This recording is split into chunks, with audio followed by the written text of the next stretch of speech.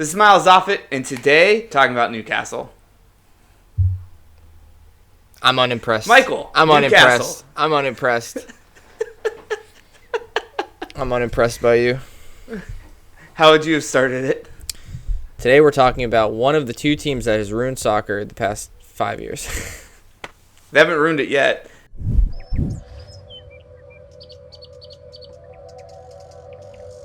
Let me hold that beat. Michael, Newcastle, they finished 11th. They finished 13, 10, and 15.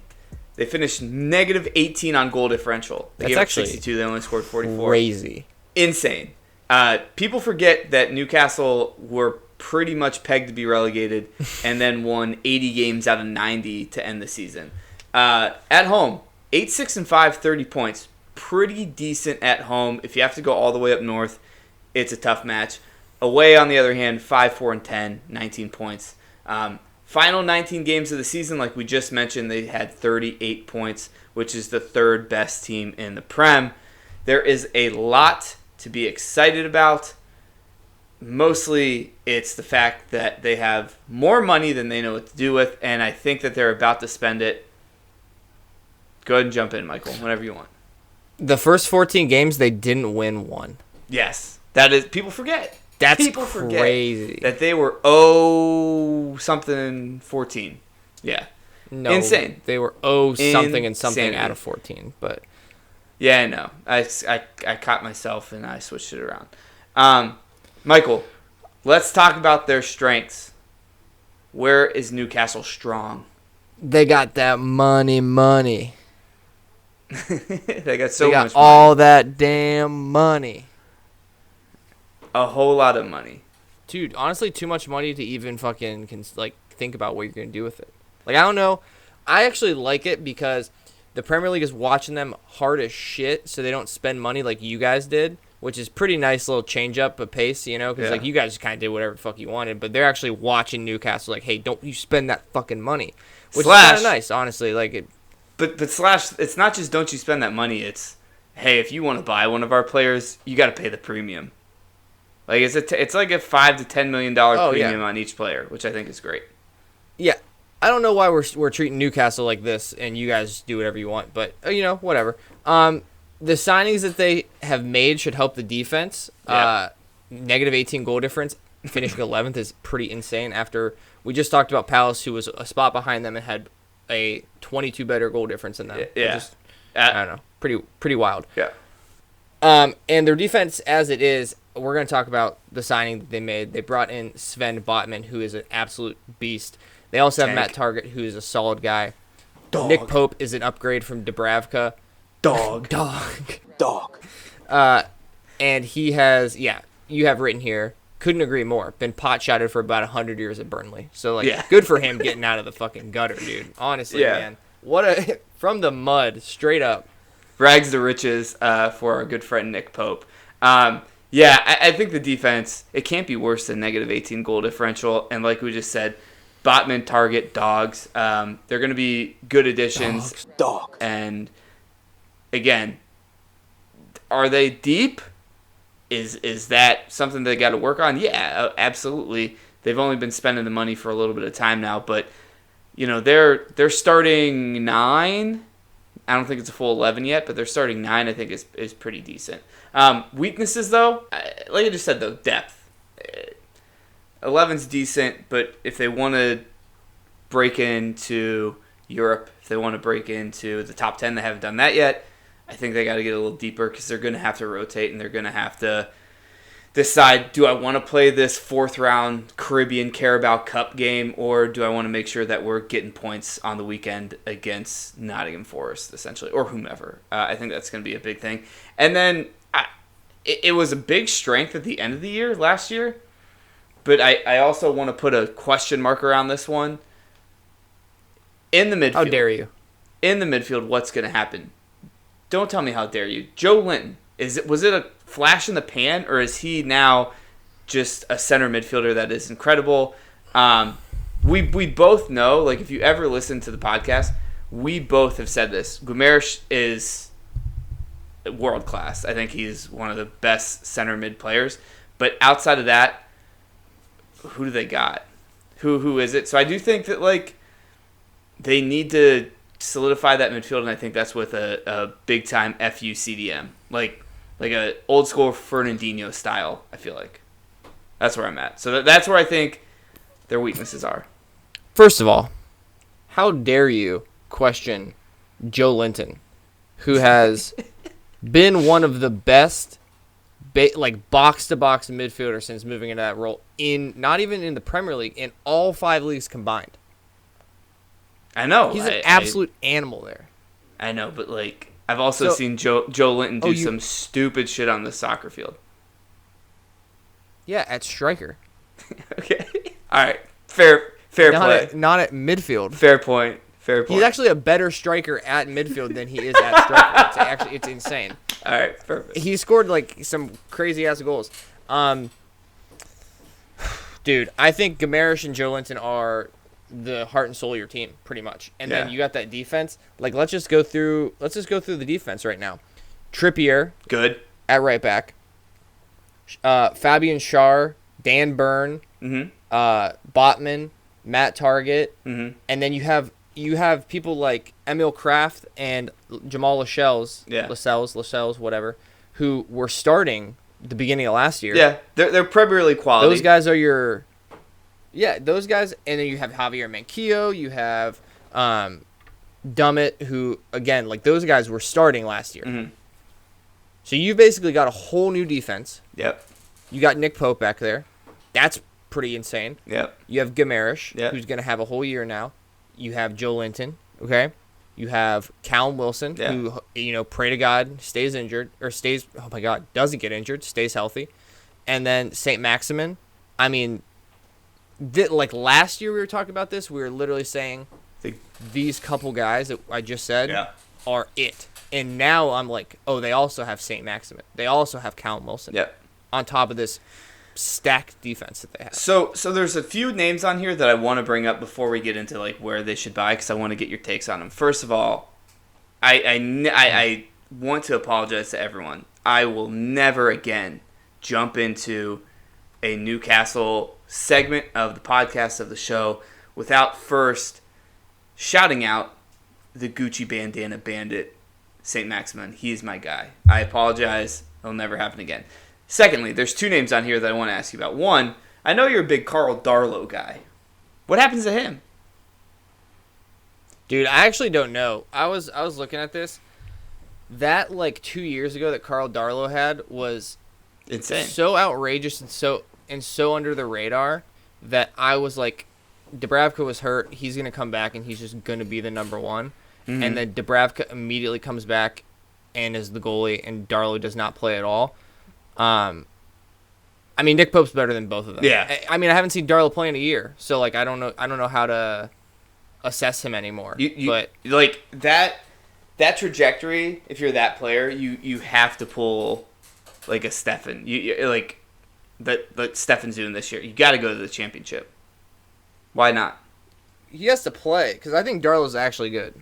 Yeah, like he has to get on a team that is going to compete in the top 10 of the championship and try to play there. The second name that I want to bring up, you used to live in Atlanta. You're going to move back to Atlanta at some point. Miggy. What's happening to him? Miggy's a lot of energy with not a lot of production. I personally, I'm a big energy guy. Yeah. I like when... Like, I think, I don't know, because I'm in, like, 2 camps here. Because I'm, like, the minimum you should do is try. Like, try your hardest. But then at the same time, I'm like, oh, my God, he so much energy, though. Like, it's great, you know? But he doesn't really do anything. Yeah. I know Newcastle fans are fucking sick of his ass. So I think that they don't want him to be moving forward, for sure, in the starting lineup. And I don't even think off the bench. So I think Miguel Almiron is destined for another place. Where is a place that he'd land? Like, is he a Premier League player? No. So then what does that lead? Like, is he the type of guy that we sit here and talk about? Like, he'd lead the Ligue 1 in goals if he left? Probably not. I think he's a system guy. Like I think he could actually be good if you put him in the right system. I don't think this is the correct system for him, but I think that his peak as a system guy is like a mid-table Premier League team, and like he would have to have the perfect pick or the perfect like fit for him, and I don't think that people are going to take that chance with him. So I don't think he's going to be in the Prem. I think he played championship. Yeah, for sure. All right, two people I wanted to ask about. Now let's get back on track. We've talked about a few of the places that they've definitely improved. The back line. I've talked about the midfield. You don't agree with me. Where do you see them needing to buy? So CDM for sure. Okay. Yeah. I think they need a CDM. Who that CDM is, it's so hard to pick it's so hard to pick a player for them because they could literally go pay anybody, right? Yeah. Which is like but you got to convince crazy. them that. Yeah, but you got to convince them that like no European football this year is okay, but we promise you that we are hoping to get into Europe with no guarantee that you will. I think that's a tough sell. I think, CDM was one that I definitely circled, but do you think that Guimaraes could play that role for them, but not long term? Like, where do you see that happening? I think you'd waste him there. I'm not gonna lie to you because I think he's creative enough, and he gets like into the midfield. He's in the midfield. He gets like into the box, and can score goals for you, like he kind of did towards the end of last year. Again, I like Joelinton as your engine. Guimaraes as he can play that role too, and he can be a little bit progressive, and he can be a little bit defensive. I think you just add another a slightly defensive engine again, and just have that midfield just work their ass off. I don't know how his loan is right now. I don't know his loan situation for sure. I would love Matteo Guendouzi back there. Ooh. Yeah, that'd be cool. That's a good call. You didn't have anything down, and I think I kind of put you on the spot but didn't really realize it. And Guendouzi's a pretty decent call. I went a different route. I know you're kind of wasting Guimaraes back there, but I think this season you solidified that back line enough where you're not going to be as bad as you were. So let's just ramp up the attacking and ramp up the goals. So if you're playing Guimaraes at the CDM position, now we're looking at another attacker. So I did something I did similarly to the last episode. I did a little double dip of a loan. Because I don't think you're going to be able to buy at least one of these guys. You might be able to buy the other. But my double dip's now with Chelsea. I think you bring in Conor Gallagher, you play the center mid position, and he was so instrumental for Palace. I think he would love to go play for Newcastle because I just don't think he's going to play at Chelsea. I don't know how, but I just don't think he's going to play at Chelsea. And then I think it's important for them to get a striker, like another striker to back up Callum Wilson. Do I think Callum Wilson's that good? Not really. So we definitely need some options up there. And I got Armando Broja for sure. Now, how realistic is this? Not very. I get it. But I think this makes sense in my head. Again, big dummy. You know what actually might happen, which I think would be a great signing? Can't speak to the midfield, but I'm going to continue on to the striker. Alexander Isak, 22 years old, Sociedad. If you don't know who he is, go look him up. I think he's going to be really, really good. He only had 10 goals in all comps last year, but the year before that he had 17 in La Liga. And I think he's at a point where he needs to make a step up, and he needs to be around other really talented people, and Newcastle's going to provide that for him. So I'm just looking. I just went on here and looked at their whole transfer rumors. Jack Harrison? Yep. Potentially. Yeah. Anthony Gordon, which I think is probably not going to happen. Angelo Gabriel. You're talking about pulling players from teams that finished below you that I don't think are going to have as big of an impact on your team as you want. I think if their ambition is what it really is what it says is if their ambition is what they say it is, those aren't the signings they want or are going to make. Like, correct. I think they're going to get bigger. And I think West Ham is also in for Broja.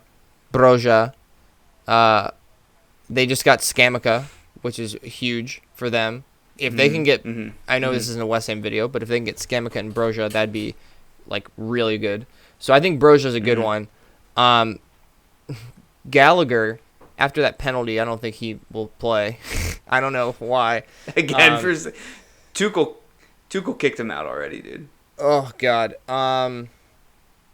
It's so weird though, because like, again, there's truly like, I could sit there for Brentford and I could say like, oh, the market value for this player is this, and like you have this amount of money, you can get him or whatever. Or like I could sit there and I can be like, Gvardiol is the best CDM left back, center back player you can buy, and you just go get him if you need him. They could legitimately go do that though, because they can pay somebody whatever they want. Again, but I think the pitch of no European football to some of these players, and I swear we're going to get it this year with no track record of doing it, it is tough for some. Now, I do know that some players that are that good are going to be like, oh, you can pay me what? Awesome. Let's do this. Yeah, how do PSG get players? Yeah. They're still playing in Europe. Yeah, but they promise it every year and they don't win. They play in it, though. They're not even playing in it in Newcastle. For practice. I mean, like, it's not going to happen. Anyway, so those are the saying. signings. I think those are legit signings. All right. We're big on this. This is usually your second team. This is, your bogey team as well. Where do you have these guys finishing? Because it's going to be a fun year watching them regardless. I think they buy. I think they still buy a CDM, another midfielder. I think they buy another attacker or two. I think their defense is really good. Like, I think their defense is like top 6-7 in the league. I have them comfortably 7-9, I think. Yeah. I think before we ended the pod for the season and went into like a little summer hiatus, I think we asked everyone on there, it was like, all right, what is your European spots look like? Do you have any surprises? And they were in a few of our people's European spots.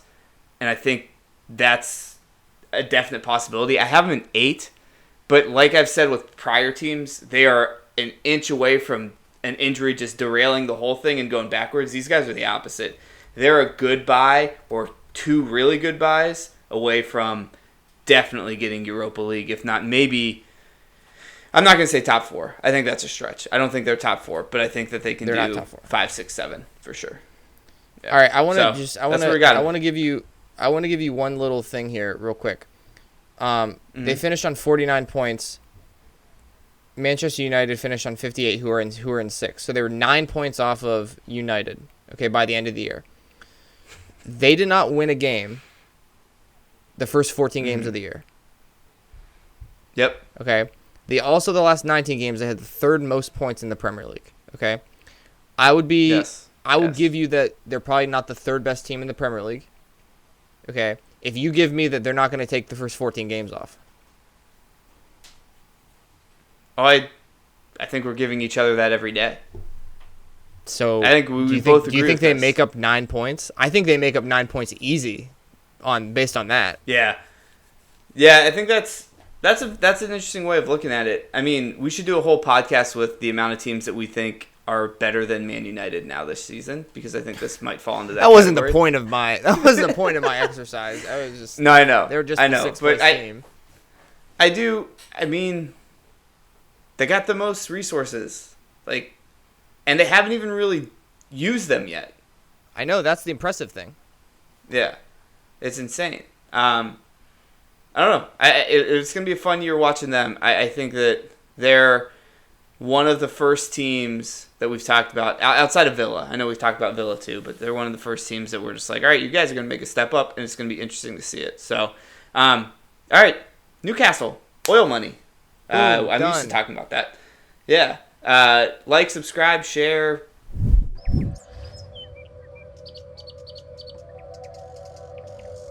Actually, Wood, let me hold that beat.